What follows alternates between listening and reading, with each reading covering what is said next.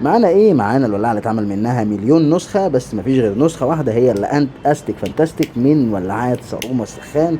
كتير مننا شاف الولاعه دي وقال الولاعه دي انا شفتها فين قبل كده، حاجه كده شبه الرونسون المنتشر عند الناس كلها، ولكن الولاعه دي من ولاعات صاروما الياباني. انا ما بحبش السخان بوجه عام، ولكن لما بشوف الولاعه دي هي بالذات هي دي ولاعه السخان الوحيده اللي ممكن ان انا اقتنيها من ولاعات صاروما الياباني. وبصراحه الولاعه دي فيها كل حاجه مظبوطه قوي قوي قوي، مبدئيا من حيث التصميم بتاعها الشيك والقوي جدا، مكان الملو بتاعها السهل وطريقه الملو وزياده الشعله وتقليلها من المكان ده. اما هنا مقياس الزئبق اللي بيبين لك الولاعه فضيت ولا لسه مليانه، بالاضافه كمان للشعله السخان اللي ما بتطفيش في الهواء مهما كنت على البحر او حتى بتصطاد سمك، ما تقلقش خالص، سايق ما تقلقش. الولاعه بصراحه النار بتاعتها تحفه، في غابه بالليل ما تقلقش، الولاعه مش هتغزلك ابدا ابدا ابدا. من الشياكه والاناقه مش قادر اقول حاجه اكتر من كده. اشوفكم في فيديو جديد، سلام.